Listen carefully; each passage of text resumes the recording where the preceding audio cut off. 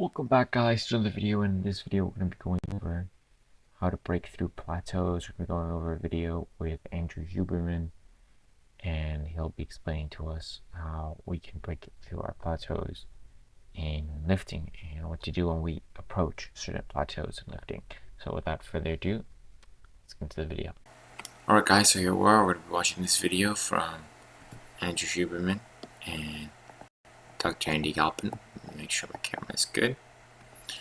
And we're going to be explaining how to avoid training plateaus. So let's get into it.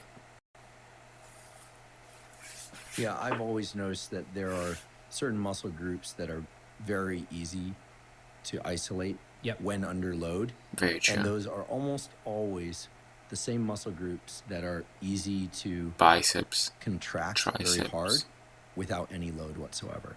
Bingo. You nailed. That's actually really insightful. So quads, you can kind of use this heuristic of like, if you can contract your lats just standing here, you're probably going to contract them very well when you lift. If you can't, you can probably assume about the same thing's going to happen. So I mean, yeah, you'll know. It's a pretty good assumption. This is actually, the lats are actually really interesting because they tend to be one of the It's like saying someone who can't walk is going to be able to run. So if you're in your journey, No, you're they like, can't. I have no idea. But if you can walk, there's a pretty good look chance up, you like, can run. Pose. So how do you pop your lats out? How do you show it? And if you do that and you're like, wow, there's no movement here, just recognize that's extremely common. Yep. And that it's probably going to take you many, many, many months of trying before you start to see some movements, and probably even a few years before you really start to see activation. So you're not some sort of like specific, like special genetic anomaly. It's very, very common. It's uncommon to not be able to activate your biceps, right? Everyone can do that. But if you're just like, man, I can't get this here, I'm just going to stop doing it. Do not do that. Just keep at it. And just keep concentrating and thinking about that muscle group. Keep on working at it. It's very common. And if you guys saw our video with Jeff Nippert, I've noticed going over many of the muscle groups that were responsible for a large fraction of the work in the various sports that I played as a young child. Yeah, or the comparison of training very with easy for me to intention with mind muscle connection and not sure mind muscle connection, general mind muscle connection is beneficial.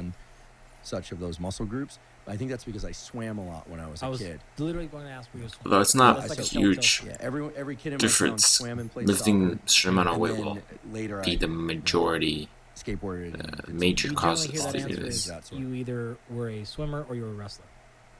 So it's like that pulling and pull toward you is thousands of repetitions allowed you to get very good at contracting.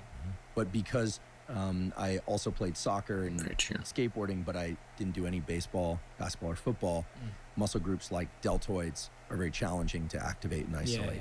So I do think that early development is superimposed on a genetic template that sort of predicts which muscle groups are going to be easier or harder to isolate and train. It's also a very good case for why it's important to do as many different athletic activities as you can in your youth.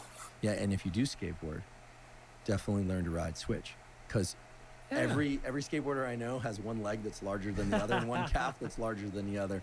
And actually, for that matter, people that do martial arts that don't learn to, if they're not southpaw, if they don't learn to switch up and do their work southpaw, you see the same thing. I mean, you're building an asymmetry into the system, and it's not just muscular; it's neural. Oh, it's strongly neural. Yeah. So yeah, kids, parents, get your kids doing a bunch of different things. Very true. Especially the southpaw. Sport all around in terms of movement. Southpaw is like when you all the different fight with a certain foot forward. So I'm fighting with if I'm southpaw. No question about it. Siding, I'm fighting with my right foot forward instead of with my left foot forward. My right hand forward. Gymnastics is right, but almost everything in that is pre-planned, which is a major delta. Left hand, left foot is conventional. Skating is there's so much proprioceptive input that you have to make decisions very quickly in small windows. Now, you have a little bit of that when you're flipping in the air and you have to land, but gymnasts tend to have a very specific routine that they're working on. And they work on that routine for years. Think about it. So skateboarding for me was transportation. It was freedom, and it didn't require any coaches or parental oversight. Yeah. Ball sports have the beauty of reaction and things like that. So all of them are wonderful. Good to do a lot of them. You've established that 10 really to 20 sets per week is the kind of bounds for maintaining and initiating hypertrophy. Yep. If I were to flag one of them, I would say 15 to 20 is the sets that you want to get working. Now, It gets complicated for when you ask, muscle well, how groups. many reps per set do I have to get to? Okay, well, Gotta we push also can yourself. complicate that by repetition type and tempo. Just It's also sort with of let all that intensity. go for now and just think if you're getting close Try to to that get range, you're in the spot. 6 to And 15 all you reps. have to do now is balance two things: If you just want to recovery and build continued a training. healthy Okay, so body if strength, you're somewhere with 10 everything. to 20 working sets, right, Lower rep and ranges equals more you're strength, in a higher position rep where you can ranges continue to do that, you're not so sore and so more damaged and endurance. beat up that you can't maintain that volume for 8 weeks at a time, or at least 6 weeks at a time, then I'd probably say Yep. either the style of repetitions, the amount of repetitions per set you're doing are too much. The volume is getting to you. However, if you're not seeing adaptations, then I'd say maybe the repetitions aren't enough.